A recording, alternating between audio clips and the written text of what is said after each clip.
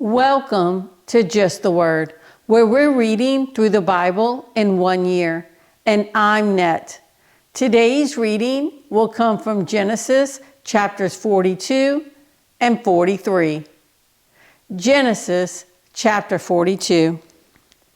When Jacob learned that there was grain in Egypt, he said to his sons, "Why do you just keep looking at each other?" He continued, "I have heard that there is grain in Egypt.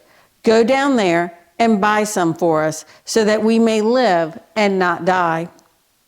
Then 10 of Joseph's brothers went down to buy grain from Egypt. But Jacob did not send Benjamin, Joseph's brother, with the others, because he was afraid that harm might come to him. So Israel's sons were among those who went to buy grain, for the famine was in the land of Canaan also. Now Joseph was the governor of the land, the one who sold grain to all its people. So when Joseph's brothers arrived, they bowed down to him with their faces to the ground. As soon as Joseph saw his brothers, he recognized them, but he pretended to be a stranger and spoke harshly to them. "Where do you come from?" he asked. "From the land of Canaan," they replied, "to buy food." Although Joseph recognized his brothers, they did not recognize him. Then he remembered his dreams about them and said to them, "You are spies. You have come to see where our land is unprotected." "No, my lord," they answered. "Your servants have come to buy food. We are all the sons of one man. Your servants are honest men, not spies." "No," he said to them, "you have come to see where our land is unprotected."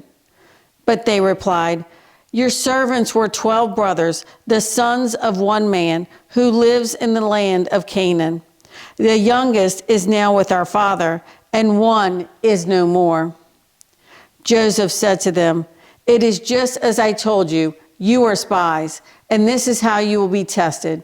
As surely as Pharaoh lives, you will not leave this place unless your youngest brother comes here. Send one of your number to get your brother. The rest of you will be kept in prison, so that your words may be tested to see if you are telling the truth. If you are not, then as surely as Pharaoh lives, you are spies." And he put them all in custody for 3 days. On the third day, Joseph said to them, "Do this and you will live, for I fear God. If you are honest men, let one of your brothers stay here in prison, while the rest of you go and take grain back for your starving households. But you must bring your youngest brother to me, so that your words may be verified and that you may not die." This they proceeded to do. They said to one another, "Surely we are being punished because of our brother. We saw how distressed he was when he pleaded with us for his life, but we would not listen. That's why this distress has come upon us." Reuben replied, "Didn't I tell you not to sin against the boy? But you wouldn't listen. Now we must give an accounting for his blood." They did not realize that Joseph could understand them, since he was using an interpreter. He turned away from them and began to weep, but then turned back and spoke to them again. He had Simeon taken from them and bound before their eyes. Joseph gave orders to fill their bags with grain, to put each man's silver back in his sack, and to give them provisions for their journey. After this was done for them, they loaded their grain on their donkeys and left. At the place where they stopped for the night, one of them opened his sack to get feed for his donkey, and he saw his silver in the mouth of his sack. "My silver has been returned," he said to his brothers. "Here it is in my sack." Their hearts sank, and they turned to each other trembling and said, "What is this that God has done to us?" When they came to their father Jacob in the land of Canaan, they told him all that had happened to them. They said, "The man who is Lord over the land spoke harshly to us and treated us as though we were spying on the land. But we said to him, We are honest men. We are not spies. We were 12 brothers, sons of one father. One is no more, and the youngest is now with our father in Canaan." Then the man who is Lord over the land said to us, "This is how I will know whether you are honest men. Leave one of your brothers here with me, and take food for your starving households and go. But bring your youngest brother to me, so I will know that you are not spies, but honest men. Then I will give your brother back to you, and you can trade in the land." As they were emptying their sacks, there in each man's sack was his pouch of silver. When they and their father saw the money pouches, they were frightened. Their father Jacob said to them, "You have deprived me of my children. Joseph is no more, and Simeon is no more, and now you want to take Benjamin? Everything is against me." Then Reuben said to his father, "You may put both of my sons to death if I do not bring him back to you. Entrust him to my care, and I will bring him back." But Jacob said, "My son will not go down there with you. His brother is dead, and he is the only one left. If harm comes to him on the journey you are taking, you will bring my gray head down to the grave in sorrow." Genesis chapter 43. Now the famine was still severe in the land. So when they had eaten all the grain they had brought from Egypt, their father said to them, "Go back and buy us a little more food." But Judah said to him, "The man warned us solemnly, 'You will not see my face again unless your brother is with you. If you will send our brother along with us, we will go down and buy food for you.